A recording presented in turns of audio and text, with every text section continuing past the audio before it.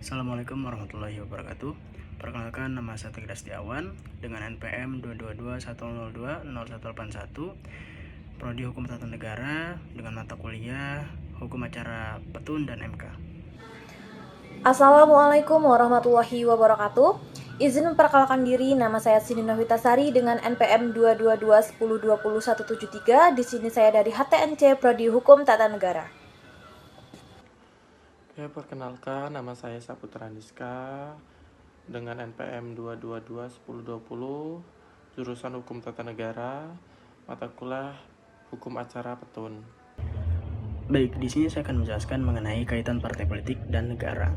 Rakyat adalah pemegang kedaulatan dari sebuah negara, dan juga rakyat itu memiliki kebebasan berpendapat dan hak berserikat. Hal ini sudah termasuk dalam partai politik, yang mana terdapat seleksi, agregasi, komunikasi, dan pendidikan. Kemudian saya di sini akan menjelaskan mengenai struktur putusan.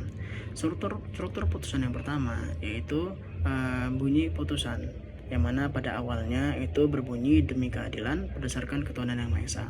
Kemudian identitas pihak, dan yang ketiga itu adalah ringkasan permohonan. Selanjutnya yang keempat adalah pertimbangan terhadap fakta yang terungkap. Yang kelima itu adalah pertimbangan hukum ataupun dasar putusan. Yang keenam itu adalah amar putusan, dan yang ketujuh adalah pendapat ataupun alasan yang berbeda dari hakim, dan yang terakhir ataupun yang ke-8 itu adalah hari, tanggal putusan, nama hakim, dan panitera. Kemudian di sini juga saya akan menjelaskan mengenai amar putusan.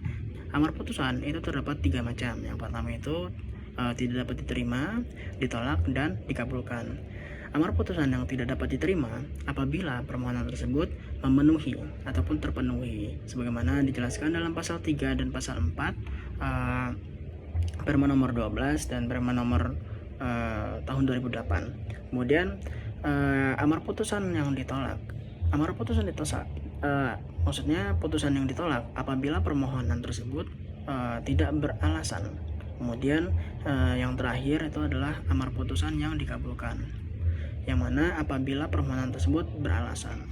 Pada materi kali ini kami akan membahas tentang pembubaran partai politik. Jadi ada 2 dasar hukum pembubaran partai politik, yaitu yang pertama ada Undang-Undang Nomor 24 Tahun 2003 tentang MK, yaitu pasal 68 sampai 73, dan yang kedua ada PMK Nomor 12 PMK 2008. Selanjutnya, apa sih alasan pembubaran partai politik? Yaitu terdapat dalam pasal 68 ayat 2 Undang-Undang MK, yaitu ideologi, asas, tujuan, program, dan kegiatan yang bertentangan dengan Undang-Undang 1945, yaitu menjadi dasar utama kenapa pembubaran partai politik itu terjadi. Selanjutnya yaitu tentang hukum acara pembubaran partai politik ataupun parpol. Jadi yang pertama itu ada pemohon. Pemohon itu adalah pemerintah, dapat diwakili oleh jaksa agung ataupun menteri yang ditunjuk presiden, yaitu dalam PMK 12/2008. Isi permohonan apa aja? Jadi isi permohonan itu secara tertulis ada identitas lengkap pemohon, ada uraian yang jelas tentang ideologi, asas ataupun tujuan parpol yang dimohonkan, pembubaran yang dianggap bertentangan dengan Undang-Undang Dasar 1945, lalu selanjutnya ada alat-alat bukti yang mendukung pemohonan. Nah, jadi untuk isi permohonan ini ditulis secara tertulis dalam 12 rangkap. Lalu selanjutnya ada termohon. Nah, termohon adalah partai politik yang akan dibubarkan tersebut. Berikutnya yaitu tentang tahapan persidangan. Jadi yang pertama itu adalah pemeriksaan pendahuluan, yang kedua adalah pemeriksaan persidangan, dan yang ketiga adalah putusan. Dalam pemeriksaan pendahuluan dan pemeriksaan persidangan, pemeriksaan itu dilakukan dalam sidang pleno hakim, minimal menghadirkan 7 orang hakim konstitusi. Kemudian hukum acara pembubaran perpa, yaitu Undang-Undang Nomor 2 Tahun 2008 dan Undang-Undang Nomor 2 Tahun 2011. Yang pertama, dengan pembekuan terlebih dahulu, yaitu melanggar larangan terkait nama atau lembaga, melanggar larangan mendirikan badan usaha, kemudian melanggar larangan kegiatan bertentangan dengan Undang-Undang 1945 dan melakukan kegiatan yang membahayakan. Kemudian yang nomor 2 adalah tanpa pembekuan, yaitu yang pertama menganut dan menyebarkan ajaran komunisme. Kemudian yang kedua, pengurus perpa menggunakan perpolnya untuk melakukan kejahatan.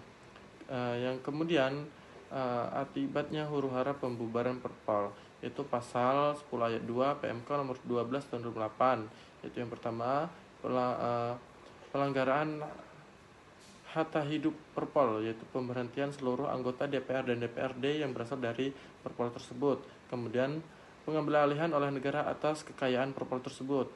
Nah, kasus pembubaran Perpa, yaitu yang pertama Partai Refah Turti, kemudian pembubaran Masyumi, Perpres nomor 200 tahun 1990, dan pembubaran PSI dan PHEL.